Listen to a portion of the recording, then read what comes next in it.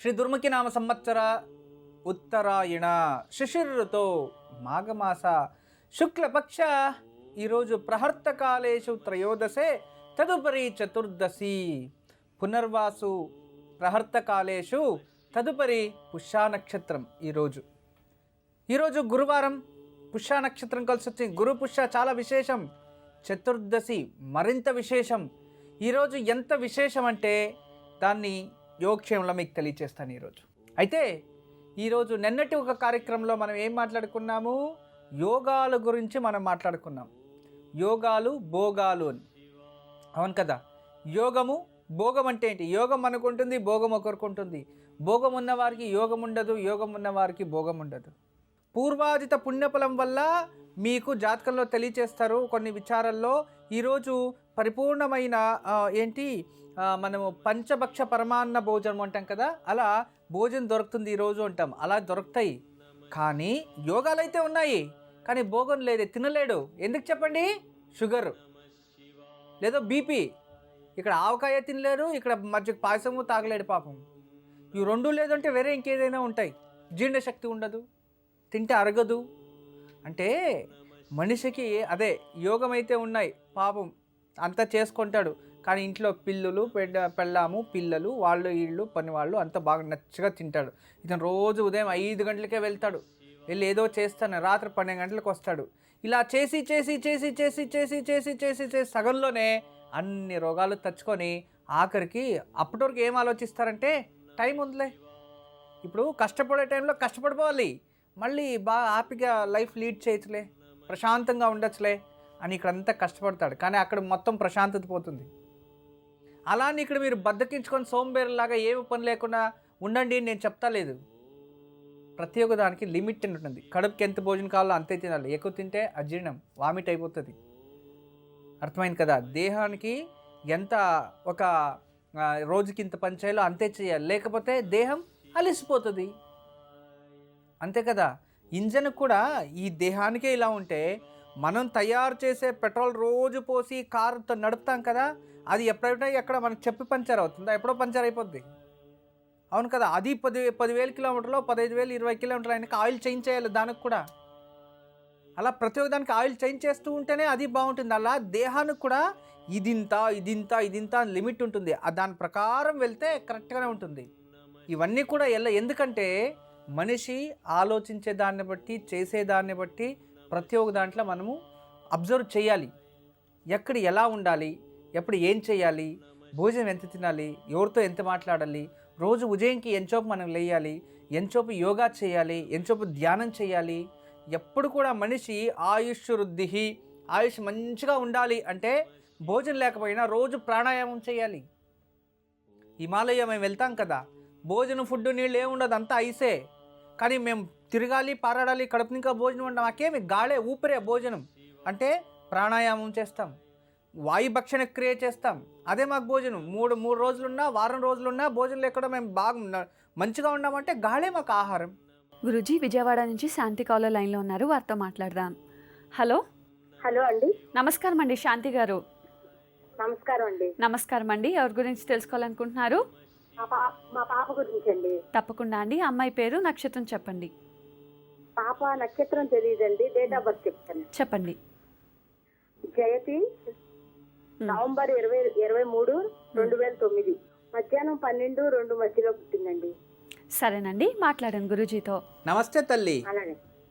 నమస్తే గురువు గారండి, మీ పాదాలకు శతకోటి వందనాలు. మా ఆశీస్సులమ్మా. మీ పాప? అవునండి, మా పాపనండి. జయతినా పేరు? అవునండి, జయతి. అంటే 7 సంవత్సరాలు ఇప్పుడు. 7 మొన్న నవంబర్కి 8 వచ్చినాయండి. ఓకే, 8లోకి అడుగు పెట్టింది. ఎందుకు చాలా బాధగా మాట్లాడుతున్నారు? పాప నడవదండి, నడవదు, ఏమి చేయదు. పరమేశ్వరా, పూర్వ పుణ్యస్థానము.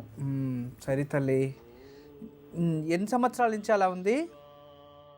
పుట్టినప్పటి నుండి అలాగే ఉందండి. డాక్టర్లు ఏం చెప్పారమ్మా? ఏం చెప్పలేదండి, మామూలుగా అలా కొంతమంది అలానే అది ఇది అన్నట్టుగా మాట్లాడుతున్నారు. కాకపోతే పాపకి సంవత్సరంన్నర వచ్చినప్పుడు పాపకి బాగా ఫీవర్ వచ్చి నోటెమ్మట రక్తం కారటం, నాలిక కింద రక్తం గొయ్యిలాగా పడిపోయి రక్తం కారిపోయిందండి. ఆహా. అలా అయితే అప్పుడు హాస్పిటల్ తిరిగిన 2 నెలలు నోటంటి రక్తం కారుతుంది కానీ ఎవరు ఏం చెప్పట్లే హాస్పిటల్ తిరిగితే.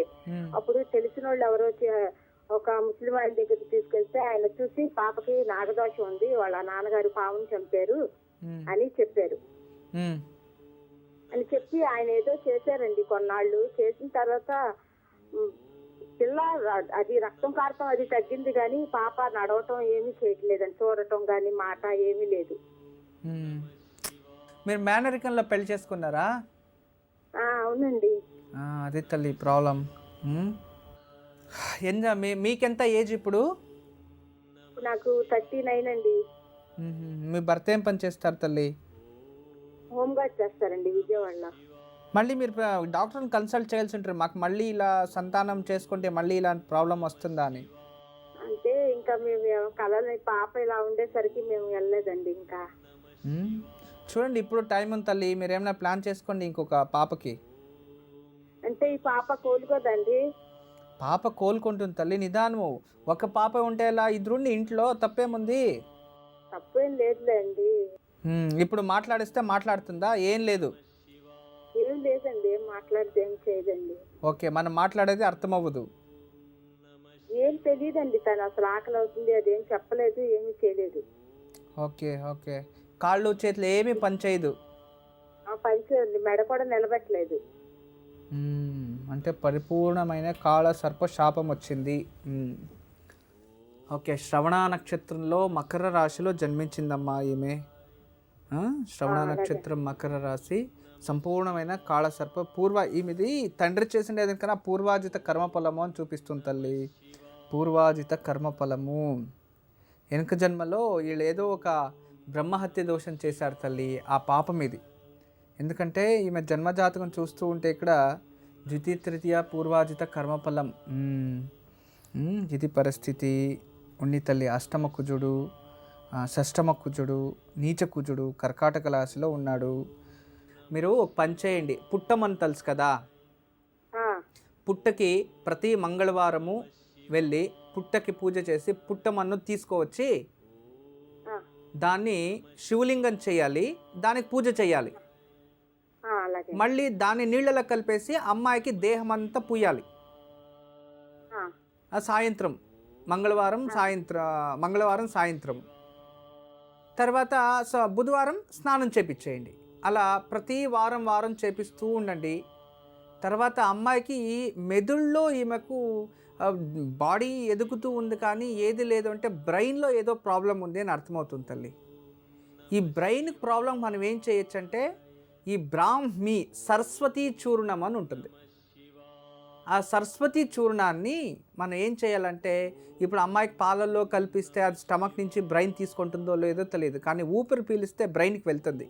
దానికి ఏం చేయాలంటే ఆవు పిడిక దాన్ని నిప్పు చేసేసి ఆ ఒక సరస్వతి చూర్ణం అంటే ఆ పౌడర్ని ఆ బ్రాహ్మీ పౌడర్లోకి కాస్త సాంబ్రాణి కలిపి అమ్మాయికి ఇలా వేసి ఆ ఒక పొగ రోజు సాయంత్రం 1 సంవత్సరం దాకా చూపించండి.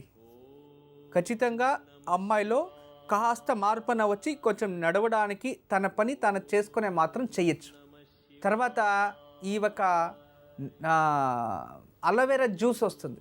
ఈ అలోవెరా జ్యూసు తప్పించుకొని ఎర్లీ మార్నింగ్ నీళ్ళల్లో కలిపి కాస్త 1 టీ స్పూన్ తాపిస్తూ ఉందండి. ఎందుకంటే అమ్మాయి కూర్చోని చోటే పనుకోని చోటే బాగా ఫీడ్ చేస్తుంటే లావ్ అయిపోతుంది. లాభం లేదండి, సన్నగానే ఉంది పాప. అంటే మీరు టైం టు టైం భోజనం పెడుతున్నారా? కొద్దిగా పెడుతున్నారా, బాగా కడుపు ఇంకా ఇస్తున్నారా?